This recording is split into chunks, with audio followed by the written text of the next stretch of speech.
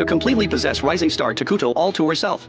His obsessive manager Keiko tied him up and locked him inside her home. She clamped handcuffs around his wrists to strip away his freedom. Then, in a twisted display of tenderness, wrapped protective bands underneath them. Because she couldn't bear the thought of leaving a single mark on him, Takuto demanded she let him go immediately, telling her flat out that what she was doing was a crime. Keiko didn't even flinch. She turned around and quietly dropped something into his drinking water, cutting off any chance he had of running. Takuto's body went limp, but his mind stayed sharp. He knew fighting back wasn't going to get him anywhere. Then he remembered there was an important commercial shoot that day. If he could get her to let him leave for work, maybe he could slip away. So he softened his voice and gently pleaded with her to let him go. Keiko saw right through him without missing a beat. She turned back to the glass and added more. That was the end of that idea. Back at the agency, nobody had heard from either of them. The company president showed up at Keiko's place with a few people in tow. Keiko didn't sweat it for a second. She pressed a strip of tape over Takuto's mouth, then calmly told the president that Takuto was seriously ill and couldn't make it. Sent him on his way without breaking a sweat. The second the president was gone, Takuto's phone started blowing up. Every single call was from Yo. Keiko already couldn't stand her, and now she had the perfect excuse to cut them off for good. She wrapped her arms around Takuto's helpless body, and, right in front of him, typed out a message to Mio and hit send. A breakup text, final, cold, in his name. Takuto felt the bottom drop out. If Mio believed that message,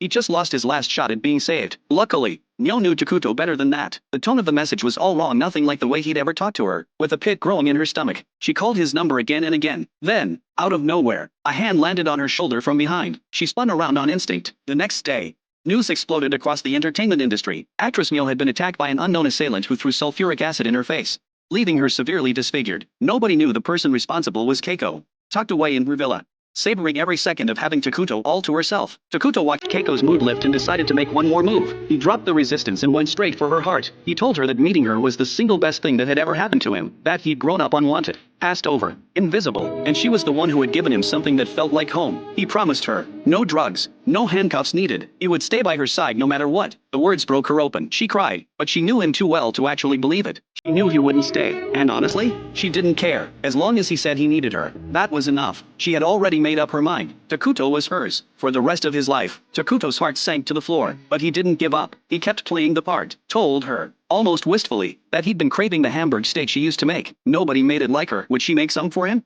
For someone whose whole world revolves around possession, being needed is the most irresistible drug there is. Keiko dropped everything and headed out the door with a smile to go buy groceries. The moment Takuto heard the deadbolt click, he moved. He dragged himself across the floor with everything he had left and reached the landline. With shaking fingers, he dialed Mo's private number.